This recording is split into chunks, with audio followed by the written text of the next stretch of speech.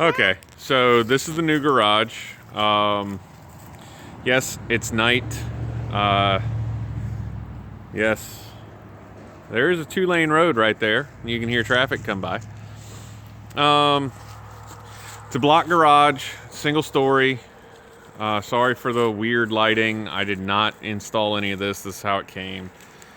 Let's see here. The door is 17 foot 10 inches wide. It's a little over 17 and a half feet wide. And it's pretty shallow. It's like 7 feet tall, I think, maybe 7.5 feet tall. It is, like I say, full block, walls, everything like that. Tin roof, full concrete floor. Some of it's a little questionable. You know, you take what you get. We got the world's oldest power panel. You know, what's this? This is a Wadsworth with, whoa, you know, the ultimate in high tech right there. Those are screw in. So if the fuses blow, you just put a penny behind it and you're good to go. You never have to worry about a fuse again in your life. And the previous owners, you know, good old Schedule 40 household PVC, not electrical grade or anything like that. Just, you know, good old fashioned white Schedule 40 for your toilet or your sink drains. We got a personnel door that's broke because why not? And a light switch. Did come with a refrigerator. What's that? Like a 18, 19 cubic foot refrigerator. Got my radio in. It's got a window. It's got power. Came with some cabinetry. Brought some tools with me for the reno, which is going. It's going. I've not started the garage, obviously. First container shows up here soon, a couple of days. And that should be mostly garage components. We got some storage in the walls. Do have a little bit of overhead. There's some panels. Excuse the noise. I have a toddler running styrofoam across the floor. Came with a good old American flag. That's always nice.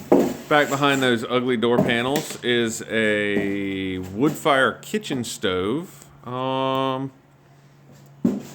And a patent pedestal fan. And I'm sorry, I'm a former federal employee and I have never seen these things outside of a military installation. So I just kind of think it's pretty cool that it has one. I did not take it.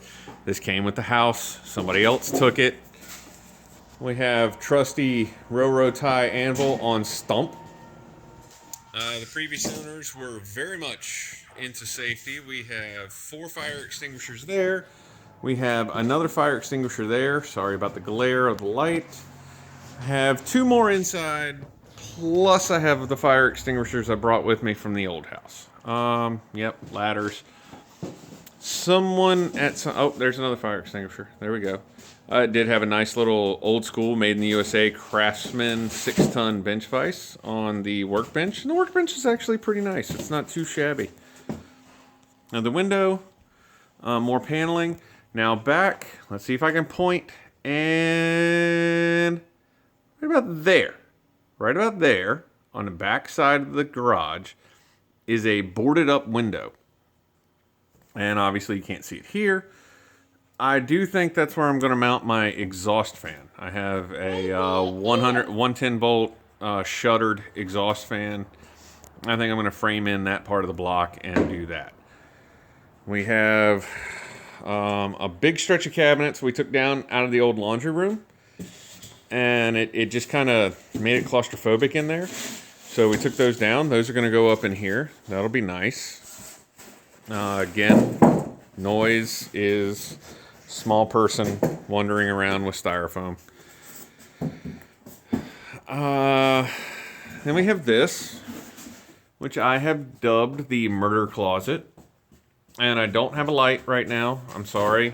But it is basically somebody added a storm cellar or a like a root cellar or a storm cellar. There's actually 2 vents. I don't know that I can get it.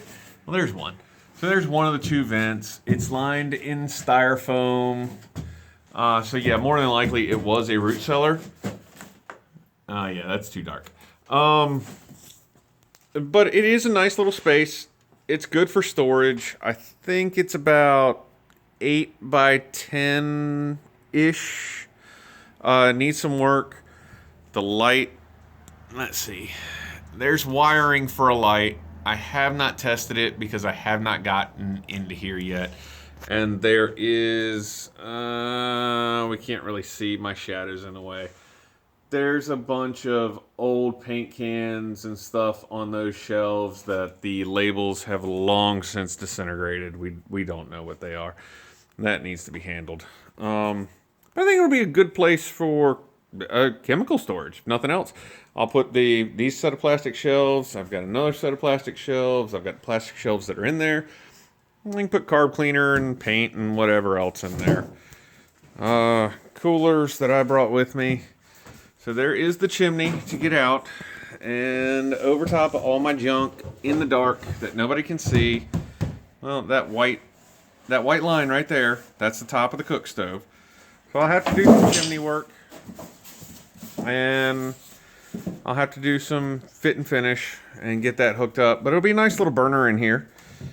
I'd like to do a little research on finding out if I can make a cook box or something to set on the top of the hot plates to heat up and maybe do powder coating in.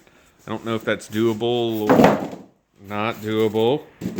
Sorry again about the noise. My child is not quiet. If you have toddlers, you will understand. Ooh, sorry about that. That's bad light. A little more overhead storage. Nothing fancy. Doors open. And keep this one here for right now. I was gonna mount my air compressor in this corner here, but the more research I do on the house, these pipes I believe are previously from a well pump of some sort. And if I can get the well pump working or figure out where it's supposed to be, you know, all the nuances of that, I think I'd rather get the well pump working. So I think what I'm gonna do, these brownish shelves in the background, the real long ones that run the whole length, right next to where all the screws and stuff are. So here, yep, right there. I think that's where I'm gonna mount the air compressor. Start it there, and then work the rest of the way down. With like welding and things like that, and slow turn, hopefully. It does have a 220, like a dryer socket right there. I think I'm going to leave that there. I've got an extra right next to the highway too. I got an extra power panel. I'm going to upgrade this to a, right now it's a 40 amp service. It's wired enough. I could go as high as 100 amp based on the wiring of the supply wire. I'm not going to do that though. I think I'm going to limit it to a 50 or a 60 amp. I've run 50 and 60 amp garages before with no problem. Welders, big air compressors. I have a 60 gallon upright with a twin cylinder M-Glow running a 208 5-horse motor. And you know, everything's fine. It's not a big deal, but that'll give me an outlet over here next to the door. I would like to get somebody to come out. I need some concrete work done. I'd like to get somebody to come out and do some concrete work. Maybe pour a pad that goes from like right there at the lip out about 10 feet, and then the full, I guess not the full width, but from the edge of the door at the very least, or where the slab where the propane tank is, all the way over to the far corner of the garage. And that's about,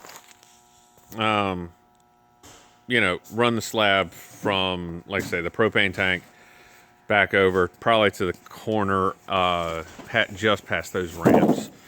I don't, it give me just enough to do a little bit of work. Like I say, the garage is only like 7.5 feet tall at the door, so it's not a very big workspace. I've got my garden hose and I've got my gantry knocked down over there.